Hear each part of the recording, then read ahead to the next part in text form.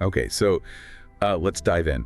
Imagine English spelling is a map. Right. And pronunciation is, well, the actual terrain. Sometimes that map is perfect, you know? Yeah, and sometimes, well, it looks like a total mess. Exactly.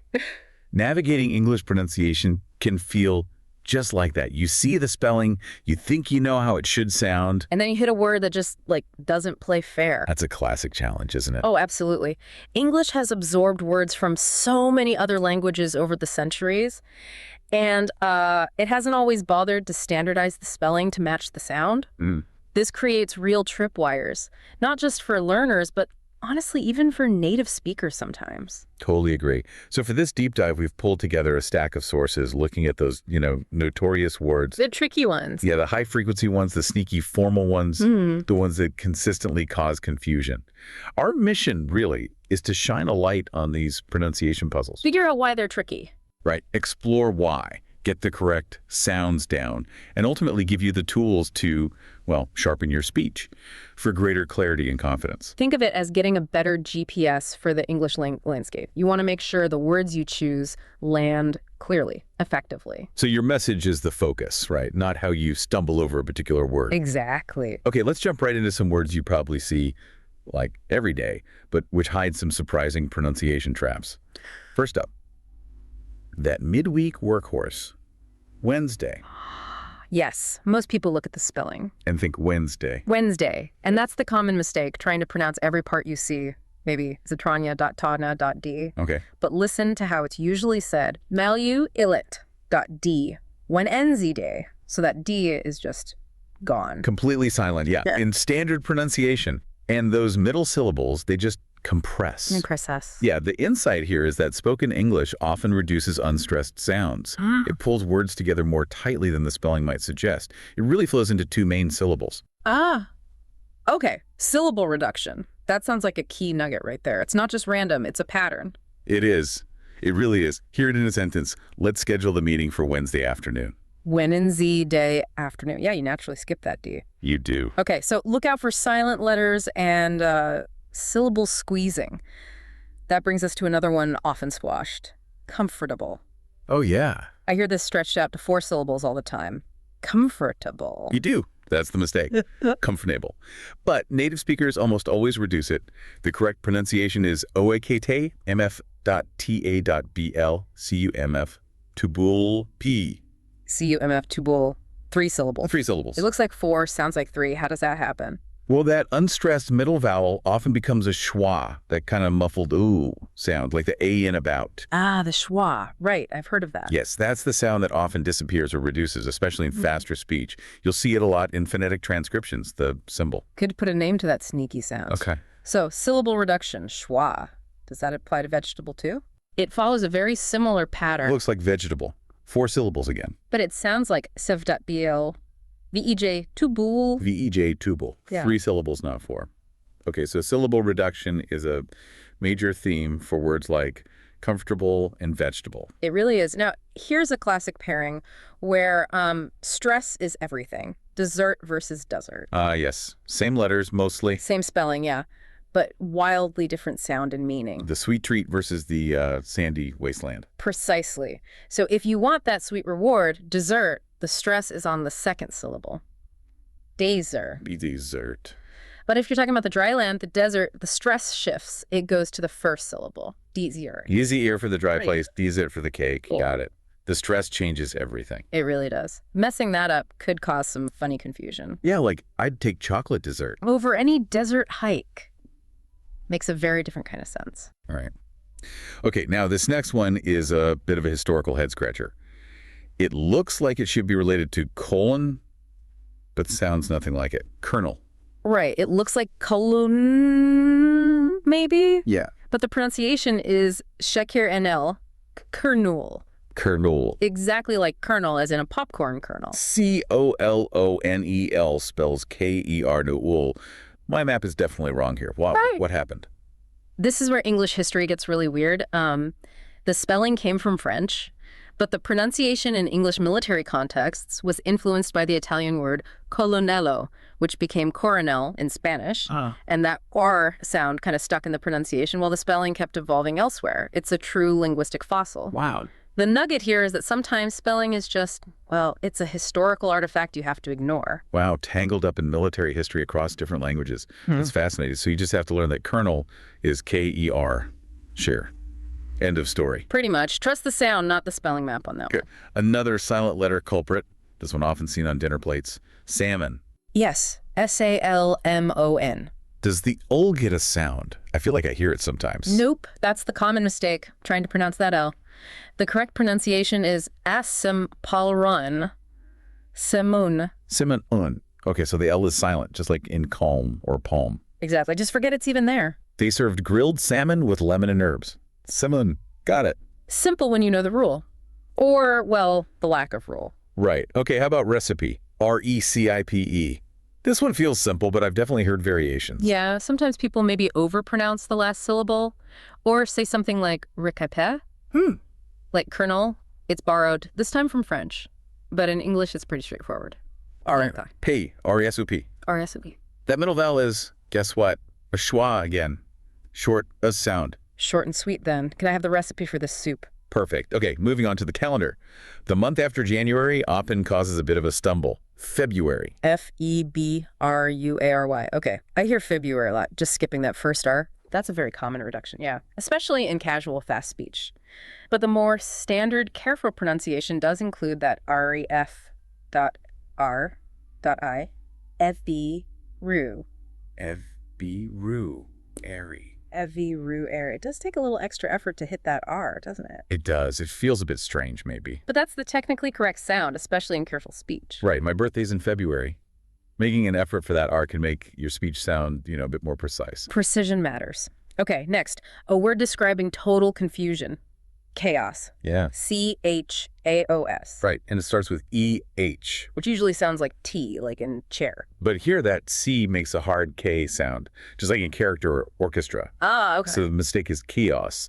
The correct pronunciation is K. Chaos. Chaos. So chick and peas sometimes. Another English curveball. Absolutely. It was from Greek originally.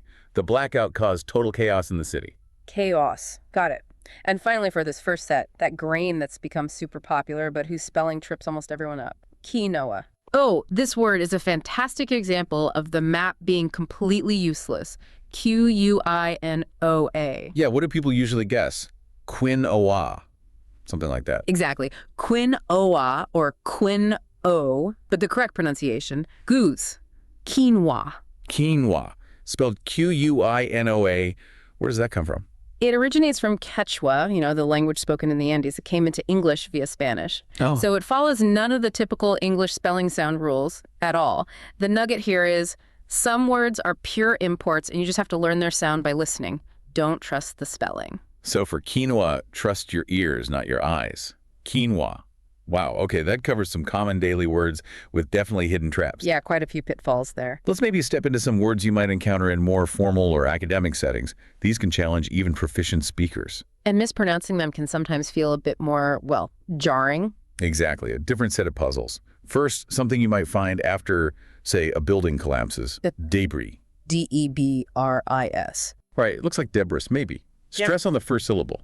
Strextenti. That's the common misstep, yeah. But this word is borrowed directly from French. Ah, French again. And like many French loanwords, that final zuz is silent, and the stress is on the second syllable. The correct pronunciation is Jabri. Jabri, like debris. Exactly. That silence stress on the second syllable. Another French influence nugget. Precisely. After the explosion, broken glass and debris littered the street. Debris. Got it. Okay, next, a word meaning the perfect example of something. Epitome. E-P-I-T-O-M-E. This word looks very Greek, right? It does. And the mistake is often trying to pronounce that final E as a long sound, like japidyo.tiapin, epitome. Yeah, that sounds plausible from the spelling. But the correct pronunciation is kiesohmi. Hemi's home. So that final E is really a short E or maybe even a schwa sound. And the stress is on the pit.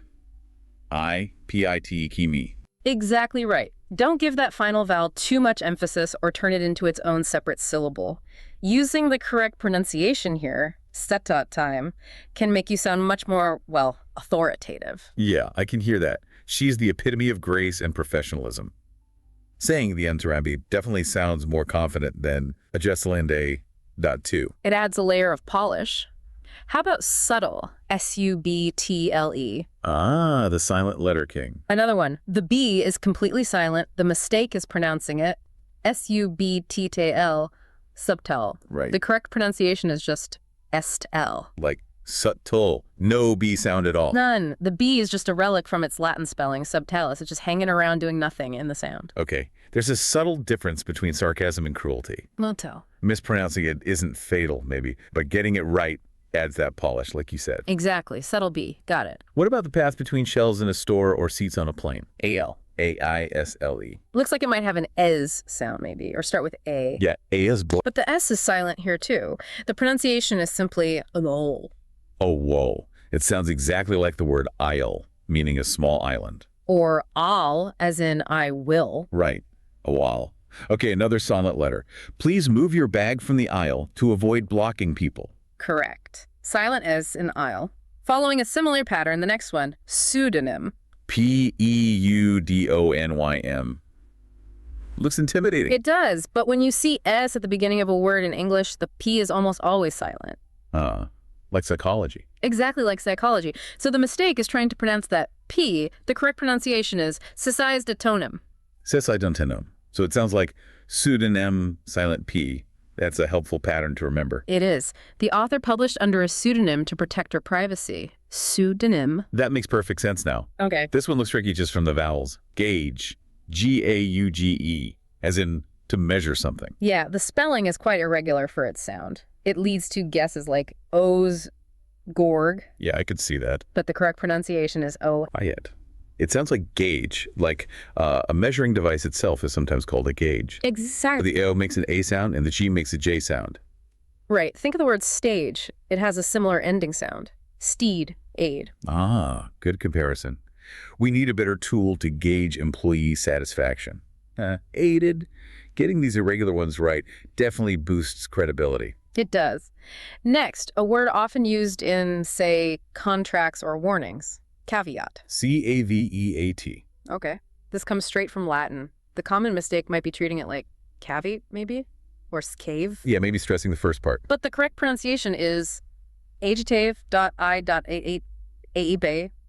All three syllables are pronounced clearly. Yes, and the stress is on the first one. Not cave-ate, but C-A-V-8. K-A-V. Okay. Precisely. Mispronouncing this one can make you sound a bit less formal or perhaps less knowledgeable in a professional context. I see. You can invest, but there's a caveat. Your funds are locked for 3 years. Though sits cave.I.ad. Clear pronunciation matters there. Definitely. Now here's another French import that just totally defies the spelling rules. Quay. Q-U-A-Y. Where ships load. Quay. Okay, how does that sound? You might guess quay or quay. Those are logical guesses based on English patterns, but the pronunciation is kisses. Kisses. Like K-E-Y, the key that opens a door. Exactly like key. Q-U-A-Y sounds like K-E-Y. English spelling is just amazing. I mean, really. It truly is sometimes. This is a loan word that just kept its French sound, the nugget. Sometimes English just borrows a word and keeps the original pronunciation, completely ignoring its own spelling rule. Okay. The ship was docked at the quay for loading. At the Catisse, mind officially blown again. It's a good one. Okay, almost there. Hierarchy, like the structure of power. H-I-E-R-A-R-C-H-Y. The mistake here is often skipping that vowel sound right after the I, making it sound like hurrah, artistic. H-I-archy. Right, kind of smoothing it over. Yeah, but the correct pronunciation is hurrah. That is a hierarchy. Hierarchy. So with hierarchy, you need that little sound in there. Don't smooth over that second vowel. Right. A smooth transition between higher is important. Mispronouncing this one in, say, a professional meeting can be quite noticeable. I can imagine. There's a rigid hierarchy in many corporate environments. Okay, final word in our list. Let's do it. Something you do to smoothly move from one topic to another. Segue. S-E-G-U-E. Looks like it should be seg, maybe, or C-G, but it's an Italian loanword, actually, and it keeps its 2-syllable sound. Hair-ar.we. Care-ter.we. Segue.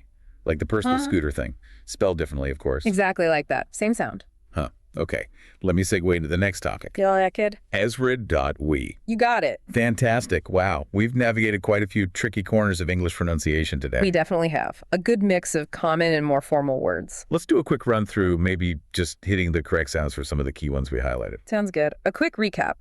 Silent D in Wednesday. WMZ day. Syllable reduction in comfortable and vegetable. CUMF, tobul.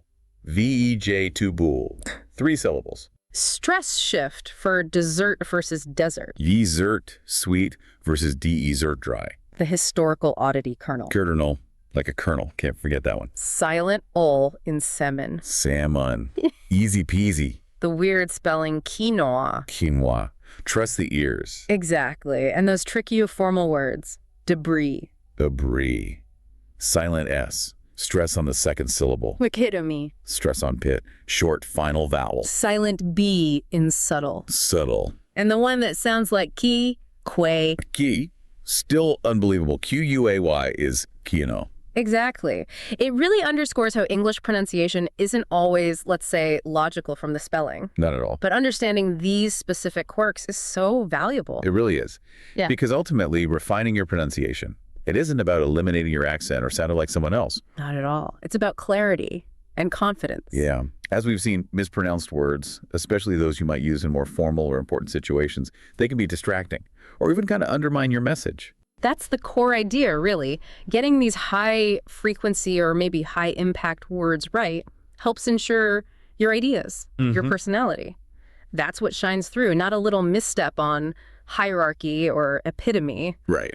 And the good news is these are mostly pretty easy fixes once you're aware of them. It's about awareness first. Okay, so beyond just knowing the correct sounds now, how can someone actually, improve, make it stick? Well, the sources give some great practical tips. One is using tools like IPA transcriptions, which we've mentioned a few times, the International Phonetic Alphabet. Right, the symbols like for schwa. Exactly. It helps you see the sounds represented consistently, which English spelling often fails to do. Seeing the sounds rather than just the letters. Yeah. That makes sense. Yeah. Also, practicing with your own voice recordings is really crucial. Say the word, then listen back. Then listen to a native speaker or a reliable dictionary audio and compare what's different.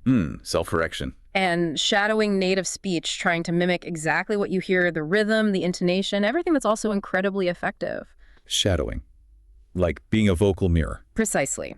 And don't underestimate simply listening more, active listening. The more you hear correct pronunciation used naturally, the more your own speech will start to adapt, often subconsciously.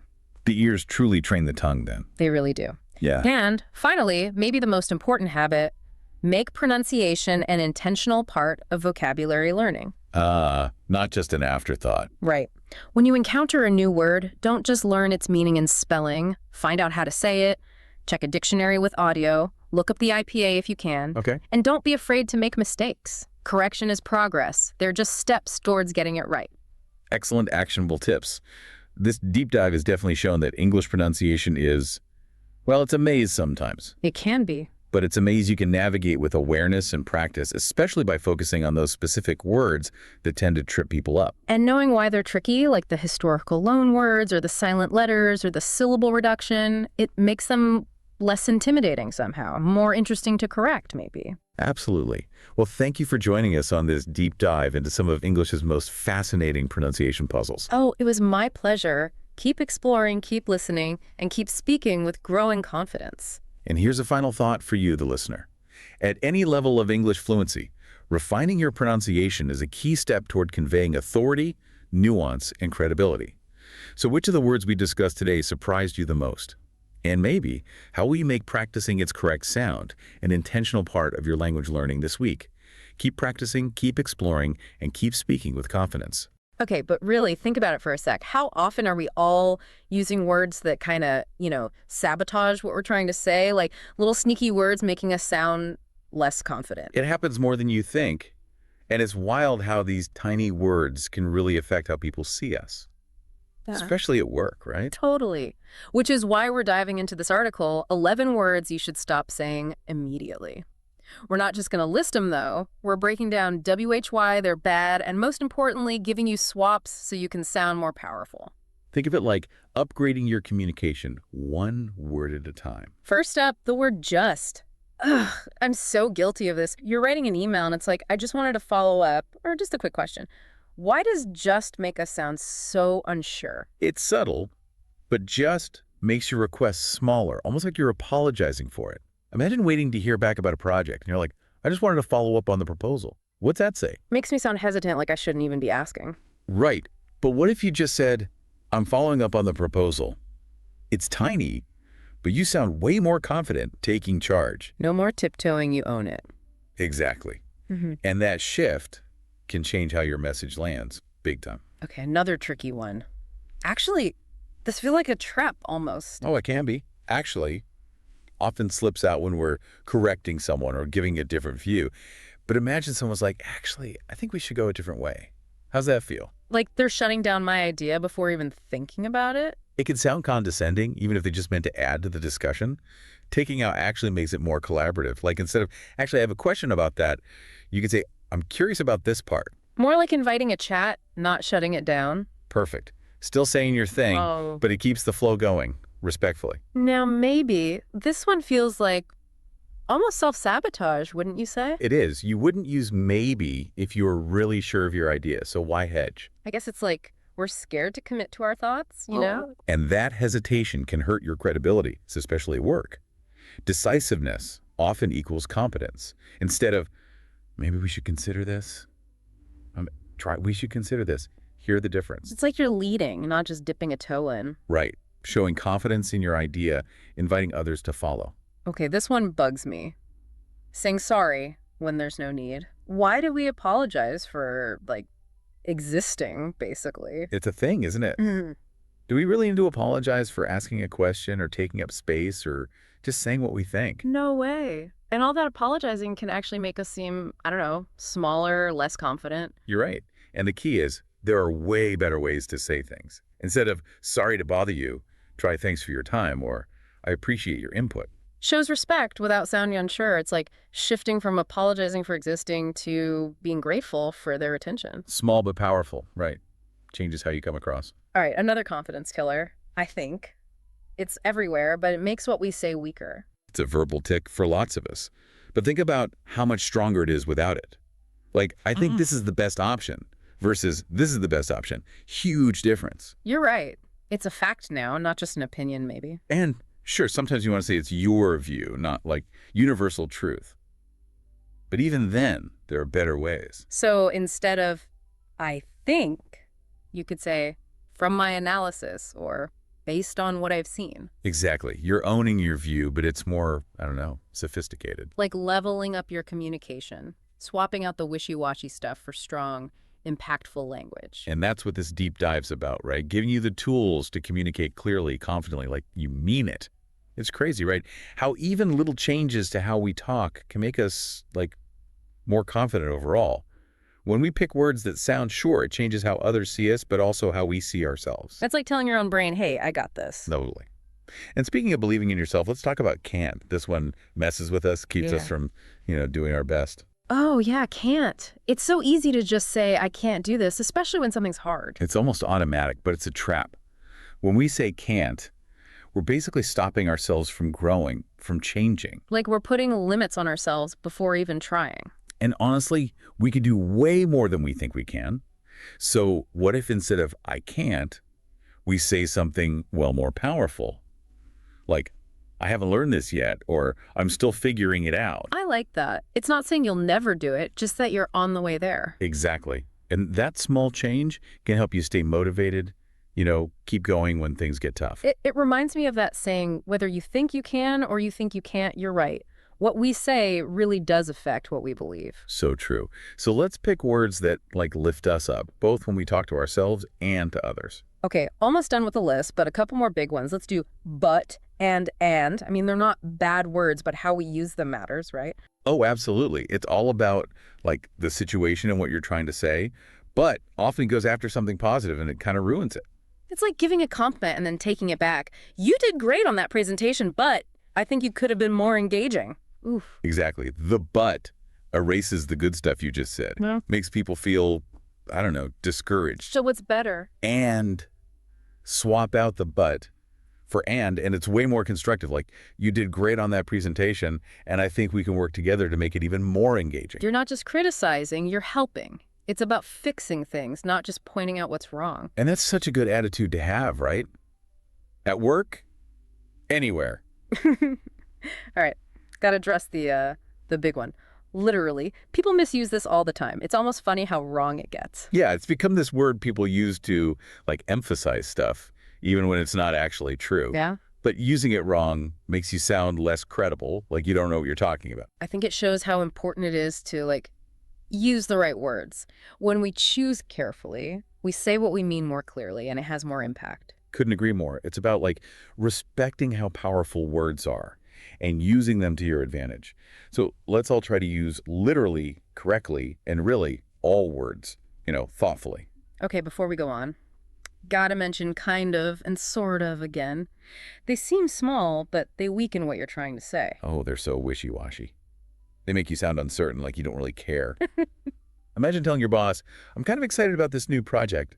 Not exactly inspiring, huh? Sounds like you'd rather be doing something else. Exactly. So instead of that, let's use words that are, well, stronger, more definite, like I'm intrigued by that, instead of I'm sort of interested, more specific, more interesting. And it shows you're really paying attention, involved in the conversation. Right on.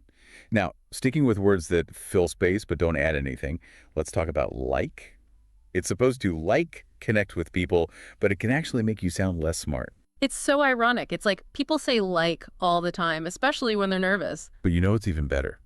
Just pausing. Yes. Silence is way more effective than filling the space with, nothing. Gives your brain a second to think, so you can choose better words. And it makes you sound more, like, thoughtful, calm, which can be really powerful. And while we're at it, how about, this one comes up when we're not sure if the other person's getting what we're saying. Like, we need them to agree with us. It's like we're doubting ourselves, even though we're the ones with the ideas. But here's the thing. Yeah. You know what you're talking about. You can explain it clearly. Yeah. Trust yourself. Let that confidence show. That's a good point. We don't always need someone to tell us we're right. We can just own it. Exactly. Now, one last thing about how our language affects how we interact with people. We've talked about specific words, but it's also about the vibe we give off. Right. Sometimes it's not just the words, but how we say them. Totally. Like, think about, I have to do this versus I get to do this. It's just a different way of looking at it, but it changes how you feel about it. It's like turning something you have to do into something you want to do. It's about feeling like you have control, even when things are tough or boring. I love that. We really can choose how we see things just by how we talk about them. And that's kind of the main point of all this. It's not about, like, banning certain words. It's about being aware of what we say, picking words that show what we believe, make us feel confident, and help us really connect with people. Honestly, I'm kind of fired up now to use all this stuff. It's amazing how just changing a few words can make such a difference in, well, everything. It really shows you how powerful language is, right? We don't always realize how much what we say shapes our whole experience. So for our listeners, what's one thing they can do today to start using all this? Good question. I think the best way is to just pick one thing, one word from our list that, stood out to you. Maybe you use it too much or you think it's holding you back. Okay, let's say I pick just. What then? Try to, completely stop using it for a week. Mm-hmm. Pay attention to when you want to say it in emails, conversations, even just thinking to yourself. Like a little challenge? See what happens when you change just one word. Exactly. I bet you'll be surprised. See how people react when you're more direct, more confident. And notice how it makes you feel. You might find that not saying just makes you sound more sure of yourself. And D actually makes you more confident. So it's like teaching your brain to use better words by default. Yeah. And the more you do it, the easier it gets. It's like exercise. The more you use those confident words, the more natural they'll feel. Makes sense. So it's not about being perfect right away. It's about getting better over time. Exactly. And hey, you don't have to do this alone. Tell a friend about the episode or a coworker and help each other out. You could even make it fun. Point out when someone slips up. That's a good idea. It's always easier to stick with something when you have someone to do it with. And who knows, maybe you'll start this chain reaction of confident communication at work everywhere. What a great thought. Well, we've definitely given everyone a lot to think about today. It's been, really interesting and inspiring. I feel like I have a whole new understanding of like how to use words to be more confident and clear. It's been great diving into this with you. And to everyone listening, remember, what we say really matters. So let's choose our words carefully. And until next time, stay curious, stay confident, and keep on learning. Ever feel like you're just one or two phrases away from sounding like really fluent in English? Yeah. Well, we're diving into a podcast script today. It's called Fluent Conversations, and they say they found 15 of those magic words. Huh, interesting. Yeah, so it's not about like sounding super smart, right? Right. It's about that natural flow you hear like native speakers You're saying. using like I can explain something perfectly, but it'll still sound like I'm reading it from a textbook. Oh, for sure. So to show us how it's done, this script has a conversation between these two friends, Emma and Jake, Okay. to show these words in action. Okay, I like that. And then it breaks down each word. Gotcha. Ready to eavesdrop. Let's do it. Okay, so Emma starts by saying, I ran into Sarah yesterday at the mall. Okay. Now Jake, he jokes that he pictures her like literally crashing into Sarah, which I thought was hilarious. Yeah. But it's funny because run into is one of those phrases that doesn't translate literally, like it means to meet by chance. Yeah. But think about it, doesn't it sound way more natural than just saying, I met Sarah? Oh, exactly. Yeah, it's casual, right? Yeah. Off the cuff. But I think there's like even more to it than just being casual. Ooh, okay. So choosing ran into instead of met, it kind of shows like a cultural preference. Okay. So in English, we often like to use more indirect language, Huh. especially when we're talking about something that like we weren't expecting, like running into someone. I never thought about it like that. Yeah, So it's not just what you say, it's how you say it. exactly. There's so much packed into these like simple words. For sure. Okay, next phrase. Emma asks Jake, could you give me a hand with these boxes? Okay. Of course, Jake knows she just needs help, right? Right. Not a literal hand. Aha. It's another example of this like indirect language thing. Yeah, I was going to say definitely. So give me a hand. It makes it sound nicer, right? Yeah. It's more like we're working together, not me demanding something. Exactly. It assumes that like we're already on good terms. Right. Interesting. So even when we're asking for help, English speakers, we like to beat around the bush a little bit. Well, it's not really like avoiding the question. It's more about, Okay. being polite Okay. and not sounding too direct or demanding. Makes sense. Okay, so then Emma says, we need to wrap up this meeting soon. Okay. So wrap up, I feel like this is one of those words that you can use all the time Oh, yeah. in Absolutely. so many situations. It works for meetings, projects, Yeah, even just conversations. exactly. And what I think is so cool about this is it paints a picture in your mind, right? Right. It's like you're really tying everything up together. Yeah, I can almost see it. Yeah, and I think because it's so visual like that, it makes it more memorable. Oh, totally. Yeah, and easier to use. Okay, next one. Emma says, I'll keep an eye on your bag while you get coffee.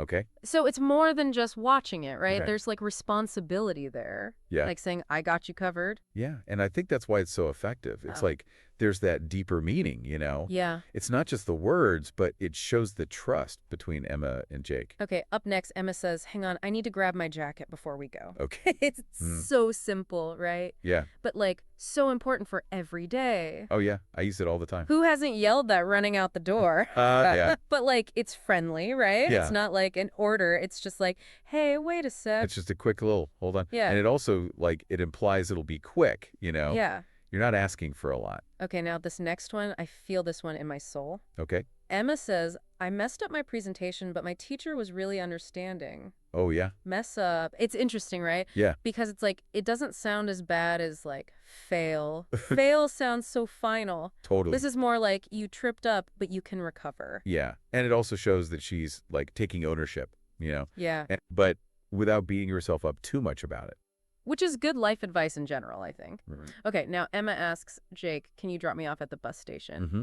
Now this one's interesting Oh, how so? because it like kind of shows how we have certain social rules just with language. Oh, quite. Like you wouldn't just ask a stranger to drop you off, Right. You're kind of doing them a favor. Yep. It assumes you already go in that way and you're cool with going a little out of your way. Yeah, exactly. It's way more natural than saying like, can you please transport me to the bus station using your vehicle? Oh, my God, yeah. Okay, what does Emma say next? So Emma says, I'll check it out and let you know. Okay. It's like the perfect thing to say if you want to show you're interested. Oh, yeah, for sure. It's way better than just saying like, okay, Right. you're actually going to like do something. Yeah, exactly. Even though it's simple, Yeah. it shows you're, like, thinking ahead, Yeah. which is good. Okay, then Emma mentions she has to come up with a good idea for our project. Oh, yeah, this is something we can all relate to. Ugh, tell me about it. Whether it's for work Mm-hmm. or just like trying to figure out what to make for dinner. Seriously. It's that mental struggle.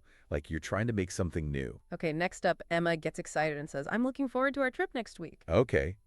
This one is just like pure excitement, right? Yeah, exactly. Anyway. And it's cool how she brings Jake into it, Yeah. by saying our trip. Yeah. It makes them like closer because they're both excited. Okay, but then reality hits. Emma says, I need to figure out how to fix this problem. Yeah. We've all been there. Oh, for sure. This just shows, like, you're not going to give up. Right. You're going to find a way to fix it. Exactly. So we already saw her mess up earlier, and now she says, I was late, but I made up for it by bringing coffee. Oh, nice. Smooth, right? Right, yeah.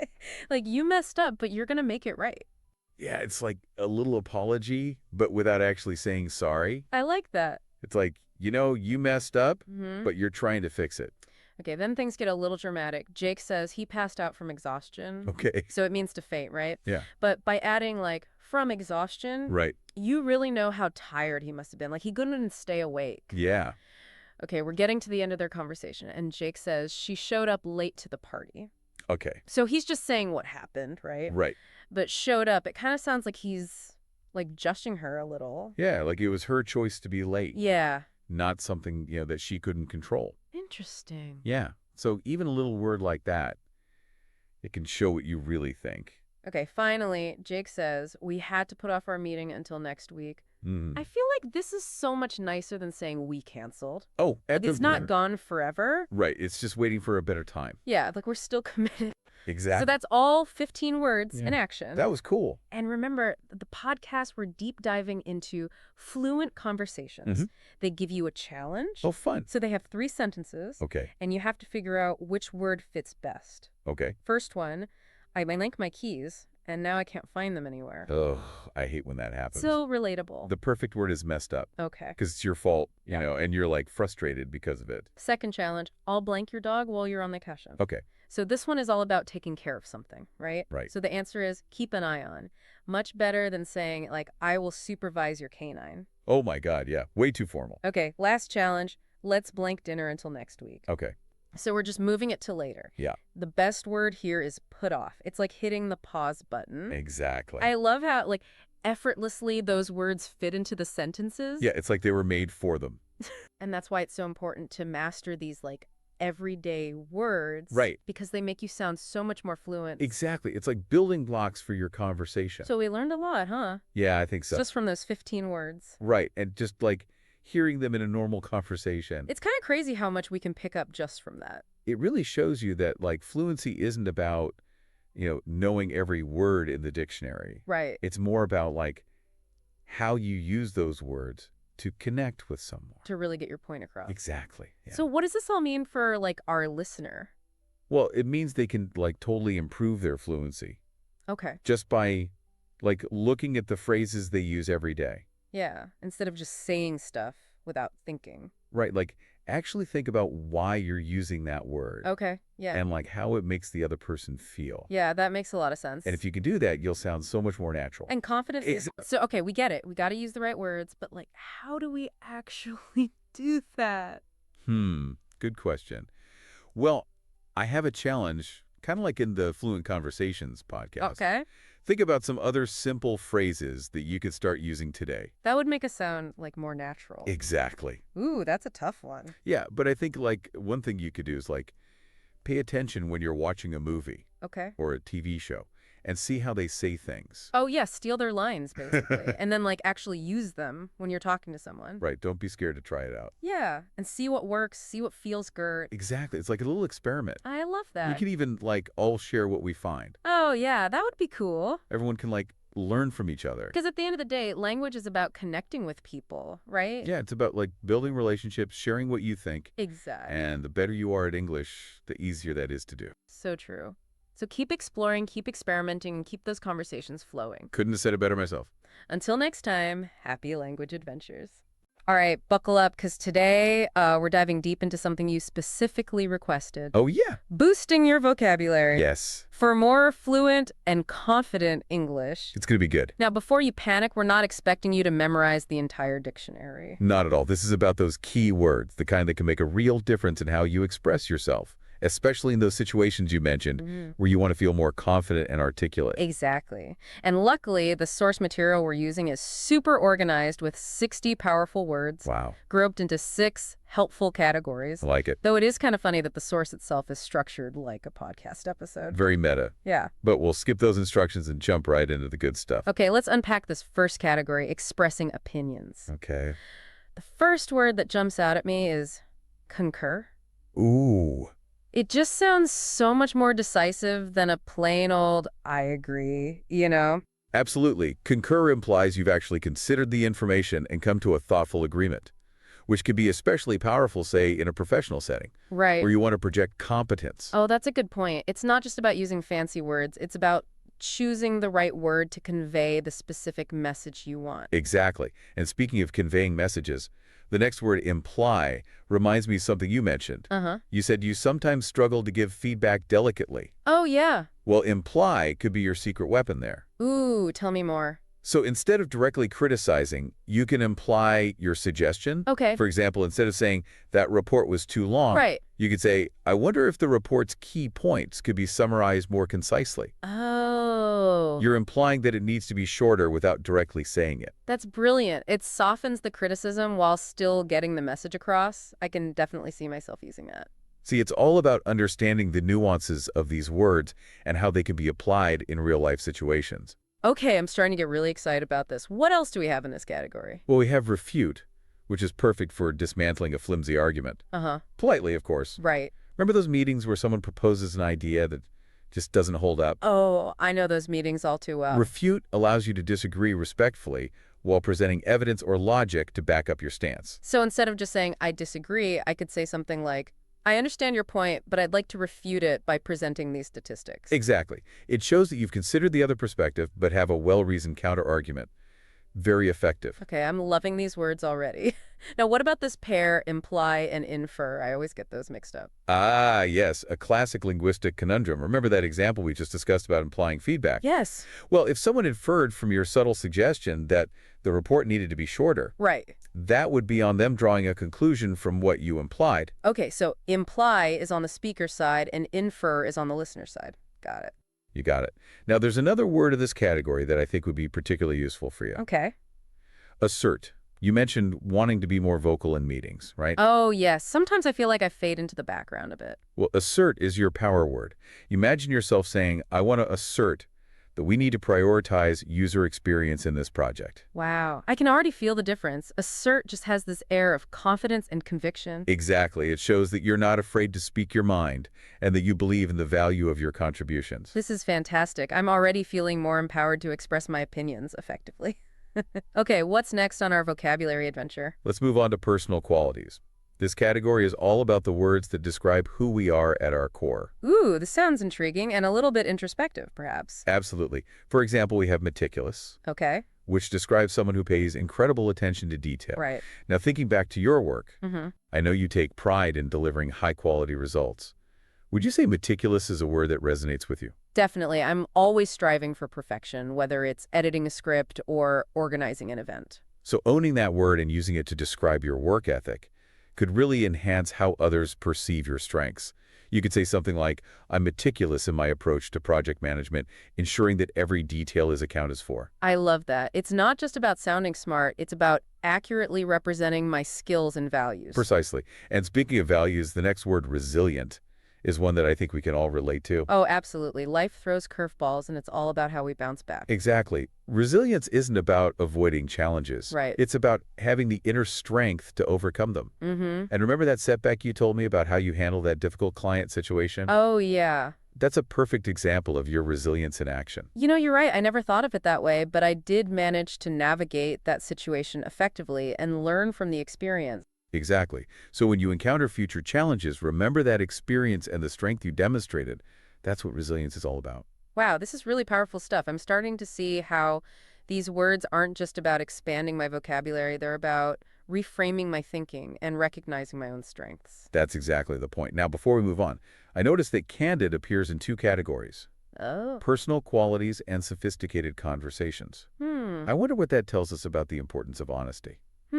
That's interesting. Maybe being candid is more valuable than we sometimes realize, both in our personal lives and in those more complex discussions. It's definitely something to ponder. So before we delve into those sophisticated conversations, let's take a moment to reflect. If you had to choose 3 words from this personal qualities list to describe yourself, which ones would you pick and why? Ooh, that's a great question. I think I would choose meticulous, resilient, and maybe insightful. I feel like those words really capture my approach to work and life in general. Those are excellent choices. And they highlight the power of owning those qualities and using them to your advantage. All right, I'm ready to dive into the next category, words for making conversations sound more sophisticated. But I have to admit, I sometimes feel a little silly using big words in casual conversations. Like, will people think I'm trying too hard? I understand that concern, but think of it this way. These words aren't about showing off. Right. They're about expressing yourself more precisely and vividly. It's like having a wider range of colors to paint with. Okay, that's a helpful analogy. So it's less about sounding smart and more about using the right tool for the job. Exactly. For instance, the word ubiquitous. Yes, it sounds a bit academic, but it's also incredibly useful for describing something that's everywhere. Like, remember how we were talking about that new social media app everyone's using? Oh, yeah? The one that's suddenly taken over all my feeds? Instead of just saying it's everywhere, you could say, that app has become ubiquitous. It just adds a touch of sophistication and precision. You're right, it elevates the language a bit without sounding pretentious. Okay, I'm starting to see the appeal. What other sophisticated words do we have here? Well, there's ephemeral, Okay. which describes something fleeting or short-lived. Right. Now, think about that feeling you describe when a really great book ends, or when you finish a project you've poured your heart into. Oh, I know that feeling well. A mix of satisfaction and a little bit of sadness that it's over. Exactly. It's a bittersweet feeling, and ephemeral captures that perfectly. You could say the joy of finishing that project was wonderful, but also somewhat ephemeral. That's beautiful. I'll definitely be adding ephemeral to my vocabulary arsenal. And, it doesn't have to be reserved for deep philosophical discussions. You could even use it to describe something as simple as a beautiful sunset. Oh, that's true. The sunset's colors were vibrant yet ephemeral. I love it. See, these words can add depth and richness to any conversation, even everyday ones. Now, what about notorious? It's a fun one. Ooh, yes. It's like that restaurant is notorious for its terrible service, or that politician is notorious for flip-flopping on issues. Exactly. It conveys a sense of infamy or bad reputation, adding a little bit of spice to your storytelling. Okay, I'm ready to move on to the next category, words for work and professional settings. I'll be honest, I initially thought I could skip this section since I'm not in a super corporate environment. That's a common misconception. While these words might be frequently used in offices, understanding them can be valuable in any setting where you're collaborating with others. You know, you're right. For example, delegation. It's not just about bosses assigning tasks. It's about effectively distributing responsibilities in any group project, even planning a volunteer event or a community initiative. Exactly. Understanding delegation can help you be a more effective leader even in informal settings. And then there's facilitate, which is such a useful word for anyone who wants to help things run smoothly. Oh, I love facilitate. It's like I want to facilitate a brainstorming session where everyone feels comfortable sharing their ideas. Exactly. It implies a sense of guidance and support, creating an environment where everyone can contribute effectively. Now, I know you mentioned sometimes feeling overwhelmed by group projects.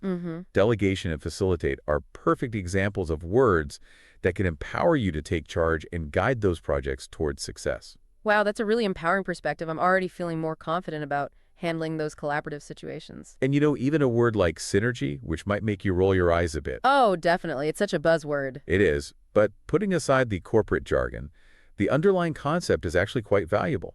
Synergy is about recognizing that the combined effort of a group can be greater than the sum of its individual parts. Okay, when you put it that way, it does make sense. It's about the power of collaboration and how different skills and perspectives can come together to create something truly amazing. Exactly. And that's a powerful concept to understand regardless of your work environment. All right, I'm starting to see the value in these work and professional settings words. They might not be the most glamorous, but they are incredibly useful for clear communication and effective teamwork. And speaking of clear communication, let's move on to a category that's all about expressing ourselves authentically, emotions, and reactions. This is where things get really interesting. Oh, I love this category. These words are so much more nuanced and evocative than just saying, happy or sad. Exactly. It's like having a whole spectrum of colors to describe the complexities of human emotion. For example, exasperated. It perfectly captures that feeling of utter frustration and annoyance, like when you're dealing with a never-ending queue or a computer that just won't cooperate. Oh, tell me about it. I felt that way just this morning when I was trying to book a flight online and the website kept crashing. I can imagine it's much more specific and vivid than just saying annoyed, right? Absolutely. And then there's elated. It's not just happy, it's a feeling of pure joy and exhilaration, like when you achieve a long-awaited goal or receive wonderful news. Exactly. And what's interesting is that understanding a wider range of emotion words can actually help us to better regulate our own emotions. Oh, how so? When we can accurately label our emotions, we can start to understand the triggers that cause them and develop strategies for coping with challenging situations. That's so true. If I can pinpoint exactly what I'm feeling, it's easier to figure out how to address the issue or shift my mindset. It's like having a roadmap for my own emotional well-being. Exactly. It's about becoming more emotionally intelligent, both in understanding ourselves and in empathizing with others. Okay, this is fascinating. So it's not just about expressing ourselves, it's about understanding the emotions behind the words. Precisely. And speaking of understanding, how are you feeling right now? Let me see. I think I'm feeling a mix of intrigued and inspired. This deep dive is really opening my eyes to the power of language. That's wonderful to hear, and it's a perfect example of how expanding our vocabulary can enhance our self-awareness and emotional intelligence. All right, I'm excited to explore our final category, words for everyday conversations. These are the words we use all the time, but maybe we could be using them more effectively. Exactly. It's about refining our everyday language to express ourselves with greater clarity and impact. For example, the word tedious. We all have those tasks or activities that we find boring and repetitive. Oh, absolutely. Filing paperwork, cleaning the bathroom, waiting on hold. The list goes on. Exactly. But instead of just saying, ugh, this is so boring, you could say, this paperwork is incredibly tedious. It just adds a touch of eloquence to your complaint. Huh, I love that. It's like elevating the art of complaining. Precisely. And then we have substantial, Okay. which is a word you can use to describe something significant or meaningful. Right. It could be a substantial meal, a substantial accomplishment, or even a substantial improvement in your communication skills. Ooh, I like that. It adds a sense of weight and importance. Exactly. And finally, we have inevitable, which is a great word to use when discussing trends or events that seem certain to happen. Like, it's inevitable that technology will continue to advance at a rapid pace, or it's inevitable that this cake will be devoured in minutes. Huh. Both excellent examples. You know, I'm really impressed with how versatile these everyday conversations words are. They might seem simple at first glance, but they can add so much depth and nuance to our everyday language. Exactly. It's all about choosing the right words to convey our thoughts and feelings with precision and clarity. And remember, this deep dive is just the beginning of your vocabulary journey. That's right. It's about continually exploring language, experimenting with new words, and finding those hidden gems that allow us to express ourselves more authentically and effectively. And who knows, maybe one day you'll be the one casually dropping ephemeral and ubiquitous into everyday conversations, leaving everyone in awe of your eloquence. Huh, I wouldn't mind that, but seriously, this has been such an eye-opening experience. I'm feeling inspired to pay more attention to my language and to embrace the power of words. That's fantastic. And remember, the journey of language exploration is a lifelong adventure. There's always something new to learn, and the possibilities for expression are endless. You know, as we wrap up this deep dive into powerful vocabulary, Right? I think it's important to remember that this isn't just about sounding smarter. Absolutely, it's about so much more than that. Right. We've talked about how the right words can help you be more persuasive in meetings, Yes. give feedback more delicately, even navigate those tricky group projects you mentioned. Precisely. A richer vocabulary is like having a sharper set of tools. It allows you to express yourself with more nuance and precision, Uh-huh. whether you're writing an email, Right. giving a presentation, Right. or just having a casual conversation. It's like the difference between using a bull knife and a razor-sharp one. Oh, You can still get the job done with the dull knife, but the sharp one makes it so much easier and the results are so much cleaner. I love that analogy. And just like with any skill building, a strong vocabulary takes practice. Totally. But it's not about memorizing a bunch of fancy words and then awkwardly shoehorning them into every sentence. Definitely not. It's about understanding the subtle shades of meaning, Mm-hmm. the contexts in which certain words are most effective, Right. and then using them in a way that feels natural and authentic to you. So it's not just about the quantity of words we know, it's about the quality of our understanding and how we use them. Exactly. And that's where the real power lies. So, dear listener, as we wrap out this deep dive, Okay. we want to encourage you to embrace the journey of language exploration. Don't be afraid to pick up a dictionary, browse through a thesaurus, or even just pay close attention to the language used in books, articles, and conversations. And remember, even incorporating just one new word from this deep dive into your regular vocabulary can make a noticeable difference. It's like adding a new color to your palette, a new spice to your cooking, a new tool to your toolbox. And who knows, maybe you'll inspire someone else to start paying more attention to their own language.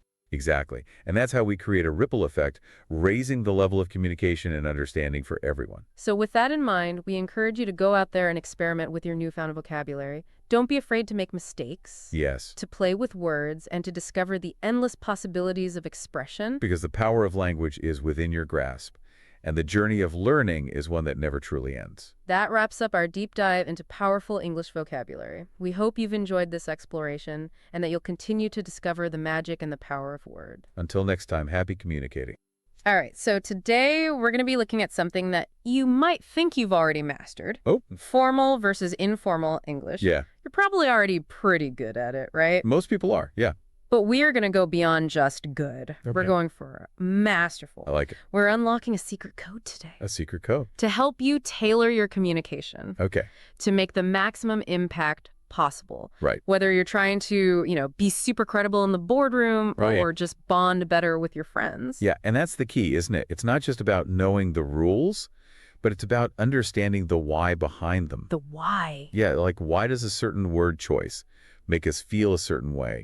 How do these subtle shifts in language, really impact our perceptions and interactions? Yeah, and we're basing this deep dive on a podcast called Fluent Conversations. Okay. And one of the things that really surprised me was how easy it is to sabotage yourself by using the wrong level of formality. Oh, interesting. Like, imagine you're at a networking event. Okay. And you're trying to, project this air of confidence and professionalism. But instead of saying something like, "Excuse me, would you mind if I joined your conversation?" Whoa. You blurt out, "Yo, can I hang with you guys?" Oof, yeah, that's cringeworthy. Right. Yeah, it really highlights how these small choices we make can have a big impact on how we're perceived. Totally. It's not just about grammar. It's about social intelligence. Ooh, I like that. Understanding the unspoken rules of communication Yeah. and using them to your advantage. Yeah, the podcast had this great example that really stuck with me. Okay. They compared the phrases, "I'm afraid I must decline your offer," to "Sorry, but I'll have to say no." Yeah. And it just made me realize that even when the message is the same, the feeling is totally different. Absolutely. The first one feels very stiff and distant, almost like you're putting up a wall. Right. The second one is much warmer, more human, Yeah. even though it's still saying no. Yeah. It shows you can be direct, but you don't have to be harsh. So how do we break down this code of formality? Well, Fluent Conversations identified 3 key elements. okay. And the first one is vocabulary. Vocabulary, I think about it this way.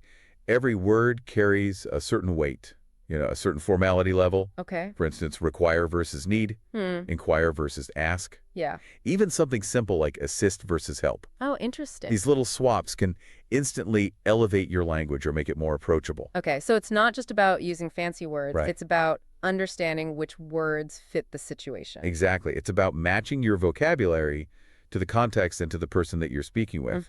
And it goes beyond individual words. Okay. Sentence structure plays a big role as well. Sentence structure. Yeah, the formal language tends towards longer, more complex sentences, Okay. often using the passive voice. Like the report was submitted by the deadline. Yes. Instead of I sent in the report on time. That's a great example. The first one feels detached and objective, right? Yeah. More appropriate maybe for formal reports or academic writing. Yeah. Informal language, though, it embraces contractions and phrasal verbs. It has a more relaxed conversational flow. Yeah. It's about creating that sense of connection, immediacy. And of course, we can't forget about punctuation and greetings. Oh, yeah. I mean, obviously, "Dear Mr. Johnson" versus "Hey, Alex" is a pretty clear distinction. Right. But what about the subtle stuff? That's where it gets interesting. Even something as simple as how you sign off an email. Oh. Sincerely versus best Yeah. can convey a lot about your relationship with the recipient Right. and the tone of the message. It's like the finishing touch that sets the seal on the whole communication. So how do we put all this knowledge into practice? Well, It's one thing to understand the theory, but yeah. how do we actually use it in different situations? Right. Well, that's where context comes in. Fluent Conversations did a good job at breaking it down, Right. Okay. by looking at specific situations. Okay. Like emails or meetings or even casual chats. That's super helpful. So let's start with emails. I feel like those can be tricky. Oh, yeah. Because you want to sound professional, but not like stiff, Where emails often straddle that line between formal and informal. Right. You're not writing a legal document. Yeah.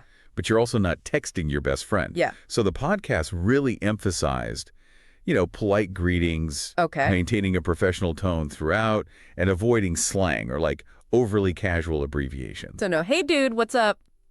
It's my boss. Probably a good idea to avoid that, yeah. Okay, good rule of thumb. What about meetings and presentations? Yeah. Those feel like they're more on the formal end of the spectrum. They often are, yeah, especially in professional settings. Yeah. The podcast really highlighted the importance of using transitional words and phrases Okay. to guide the listener through your ideas. Okay. Things like, furthermore, in addition, on the other hand, Mm-hmm. these little words can make your presentation sound much more structured and polished. It's like you're building a case almost. Exactly. Leading them to your conclusion. Right. And, those polite phrases we talked about earlier, Yeah. like, could we possibly discuss, or I'd like to propose, Yeah. those become even more important in these kind of settings. Right. Shows respect for everybody's time and input. Okay, so we've covered emails and meetings. What about more casual interactions? Sure. Like friendly chats or texts. Yeah, that's where you can loosen up a bit, Okay. Contractions, phrasal verbs, even emojis are all fair game. Right. Depending on your relationship with the person. But how do you make sure that you're not crossing the line?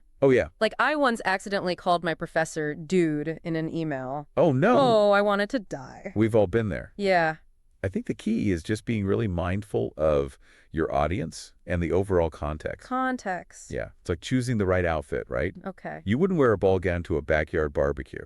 Right. And you wouldn't show up to a job interview in sweatpants. That's a great analogy. So it's all about matching your communication style to the situation. But Fluent Conversations also warn about some common pitfalls Oh, yeah, for sure. that we can fall into even when we're trying to be careful. Right. One of the biggest ones is overusing fancy words. Oh, yeah. It's tempting to try and sound impressive, Oh, totally. but sometimes a simple word is way more effective than a complex one. Right. Clarity should always be the goal. It's like, don't use a $5 word when a 50-cent word will do. Exactly. Another common pitfall is mixing formal and informal language Uh-oh. at the wrong time. Right. It creates this jarring effect, like hearing a classical pianist suddenly break into a rap song. Oh, I'm cringing just thinking about it. And, the podcast also mentioned cultural differences, Oh, right. which is something I hadn't really considered before. Yeah. That's a crucial element, Yeah. What's considered polite and respectful in one culture could be seen as overly formal Right. or even rude in another. Wow. For example, in some cultures, it's totally normal to address people by their first names, even in a professional setting. Yeah. But in other cultures, using titles and last names is essential even when you know the person well. So it's not just about knowing the rules of English. Right. It's about understanding the cultural context as well. It does. It adds a whole other layer of complexity, Totally. but it also makes communication so much more interesting. Right. It's about bridging those cultural gaps and finding ways to connect authentically. I like that perspective. So we've talked about the pitfalls. What are some strategies Okay. for avoiding them? Is it just practice? Practice. Absolutely. Practice is key. Okay. Fluent Conversations had some great suggestions like rereading emails before you send them, Okay. getting feedback from like a trusted colleague or friend, Yeah.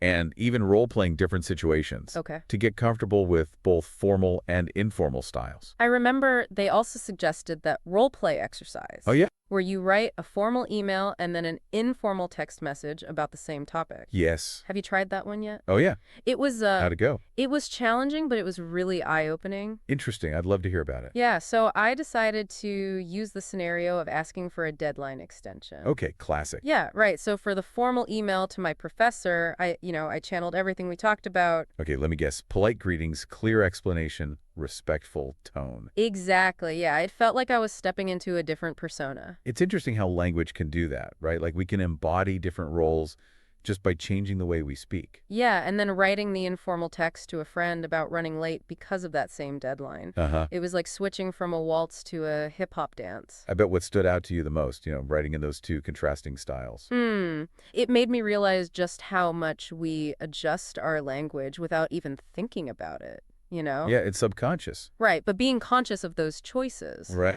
gives you this whole new level of control. Yeah, that awareness is what makes a good communicator a great communicator. Yeah, Fluent Conversations also mentioned how formal versus informal language has evolved over time. Oh, that's a fascinating topic. Isn't it? Yeah, It's crazy how language is like this living, breathing thing, it is. constantly changing. Yeah, the Nutcast talked about how centuries ago, formal language was so much more elaborate and ornate. Right, makes you appreciate how simple things are now. Well, simpler, maybe, but also more nuanced, you know? That's true. Think about all the changes we've seen with technology and the internet and mass media. Right, They've all had such a profound impact on the way we communicate. yeah. Like the lines between formal and informal are constantly being blurred. Totally. Like emojis and internet slang and abbreviations have become a part of everyday language. It really makes you wonder what future historians will make of it all. I know. It's kind of wild to think about. Yeah, it shows how language is this reflection of our culture and values. Mm-hmm. What we see as acceptable now might have been unthinkable a few decades ago. So how do we make sure we're communicating effectively in this constantly evolving landscape?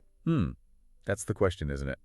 It feels like the rules are always changing. Right. I don't know if the rules are changing, but I think they're definitely expanding. Okay. Yeah. The key is to just stay curious and adaptable. Okay.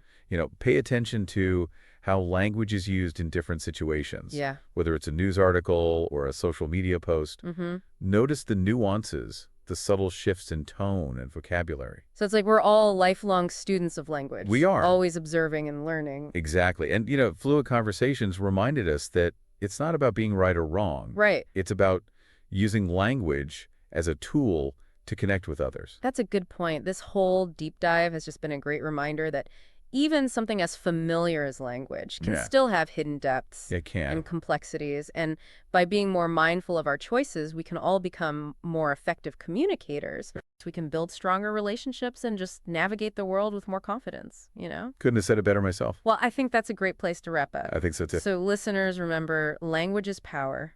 It is. Wield it wisely and watch your world expand. All right, so are you ready to unlock the secrets to speaking English fluently? I think everyone's ready for that. I know I am. We're going to be diving deep into this guide, 9 secrets to speaking English fluently and easily. Sounds good to me. And hopefully we'll be able to break down the techniques that'll help anyone reach fluency. Yeah, because who doesn't want a cheat sheet for fluency? Exactly. Cut through the clutter, get right to what works. And what I think is really cool about this guide is that it's not your typical textbook stuff. Oh, really? It's like it dives into the mindset Oh, wow. and the strategies you need to actually make it happen in the real world. So it's not all about just memorizing verb conjugations and all that. Exactly. Okay, cool. So let's jump right into the first secret then, embracing the learner's mindset. Okay? Sounds pretty basic, but what does that actually look like, in practice? It's all about seeing those stumbles, those fumbles, those inevitable mistakes as like opportunities to learn. Okay. Instead of like beating yourself up over them. Yeah. Like imagine you're learning to play a really complex piece of music on the piano. Oh, gosh. You wouldn't expect to just nail it on the first try, would you? Definitely not. I'd be hitting all the wrong notes, probably. Exactly. And each one of those like mistakes, they're giving you valuable feedback. They're telling you, okay, adjust your technique here, and eventually you'll get to that flawless performance. I like that analogy a lot. And language is so similar. Oh, yeah. Like every time you kind of mess up, you're actually gaining these insights into how this amazing language works. That's true. I remember when I was learning Italian, Oh, yeah. I kept using the wrong preposition for this one particular sentence structure. Oh, gosh. And it was so frustrating. But instead of giving up, I decided to really analyze it, like what was going on there. And you know what? I ended up discovering this subtle little nuance that I had completely missed before. Oh, wow. And my understanding of prepositions just like skyrocketed after that. That's a perfect example of how just reframing those mistakes can lead to these breakthroughs. Totally. But like, how can someone listening actually cultivate this learner's mindset? Like, what are some practical things they can do? Well, this guide actually gives a couple of really good practical methods. Okay. One is to start a progress journal. Okay. It doesn't have to be anything fancy. Just take a few minutes each day to jot down what you've learned, maybe what went well, what you struggled with. Okay. Because then when you look back and you see how far you've come, it's incredibly motivating. I love that. I love the progress journal idea because it's like a tangible record of your growth. Yes. Especially on those days where you feel like, ugh, I'm not getting anywhere. You can look back and be like, wow, I've come a long way. It's so powerful. Yeah. What about like rewarding yourself for those wins, even the small ones? Does that tie into this? Oh, absolutely. Celebrating those milestones helps reinforce positive learning habits. Okay. And it keeps you motivated, whether it's a small treat Yeah. or watching an episode of your favorite show. Yeah. Even just taking a break to do something you enjoy, those little rewards, they go a long way. I like that. All right, so let's move on to secret number 2. Speaking as often as possible, even if you're alone. Okay. You know, I have to admit, I've definitely caught myself, like, having conversations with my plants in English before. I think we've all been there. But, I mean, is that actually helpful? It might sound a little silly, Yeah. but there's actually some solid science behind this. Okay. Because every time you speak, you're engaging those muscles that are involved in producing those specific sounds. I've never thought about that. It's like working out at the gym, but for your vocal cords and your brain. Oh, wow. I remember when I was getting ready for a big presentation in Spanish, Okay. and I was pretty nervous about it, so I started practicing out loud, even when I was alone in my apartment. You were just talking to yourself. Yeah, I would like pace around talking to this imaginary audience, asking them questions, responding to their reactions. Oh, wow. It felt a little awkward at first, Yeah. but the more I did it, the more natural it became. So it's all about building that muscle memory. Yes. Getting your brain and your mouth used to forming those sounds. Exactly. Cool. And the best part is you can do it anytime, anywhere. All right. You know, narrate your day, have these imaginary debates, sing along to English songs. Just get those words flowing. Exactly. Just find those opportunities to speak and let it flow. Speaking of flow, that leads us perfectly into the next secret, Okay. which emphasizes the power of listening. Why is listening so important for fluency? Well, think about how we all learned our first language. We spent months, maybe even years, just absorbing those sounds and patterns Right. before we ever even uttered a word. Yeah. So listening, it's really the foundation upon which we build our understanding of any language. You know what? I've actually noticed that when I spend a lot of time watching movies or TV shows in English, my pronunciation and intonation actually improve. Interesting. It's like my brain's subconsciously picking up on those nuances. Yeah, it makes total sense. Yeah. It's like you're immersing yourself in the language. Right. Even if it's just virtually. Yeah. And this guide, it actually has some great suggestions for maximizing your listening practice. I'm assuming podcasts are one of them. Oh, podcasts are amazing. I love podcasts. And there's honestly something for everyone. yeah. Like, if you're interested in news analysis, you could try The Daily from the New York Times. Okay. Or if you want, like, science and storytelling, there's this really cool podcast called Radio Lab. I've heard of that one. Yeah. And if you're looking for something a little more humorous, Okay. I highly recommend My Dad Wrote a Porno. That sounds hilarious. So funny. Okay, I'll have to check that one out. And of course, we can't forget about music. Of course not. Such a great way to not only pick up new vocabulary and idioms and slang, but also just to kind of get that pronunciation and intonation in a fun way. Right. Because it's way more fun than just doing drills. Yes, exactly. Singing along. So much more enjoyable. Much better. Okay, now let's get into the nitty-gritty of language learning. All right. Secret number 4, chunking and collocations. Love these. Can you break down for us what those are and why they're so important for fluency? Okay, so imagine you're building a house. Okay. It would take forever if you had to lay each brick one by one, right? Yeah, that would be very time-consuming. Chunking and collocations are like having these prefabricated walls and roof sections. Oh. So you could assemble things much faster Okay. and create a more, like, cohesive structure. I'm liking this analogy. So instead of focusing on individual words, we should be looking for these chunks of language. Yes. And these chunks are called collocations. Okay. They're so common in English. Okay. For example, we say heavy rain, Okay. not strong rain. Oh, that's interesting. Or make a decision, Yeah. not take a decision. I see. I think I do that sometimes. And that's where these collocations come in.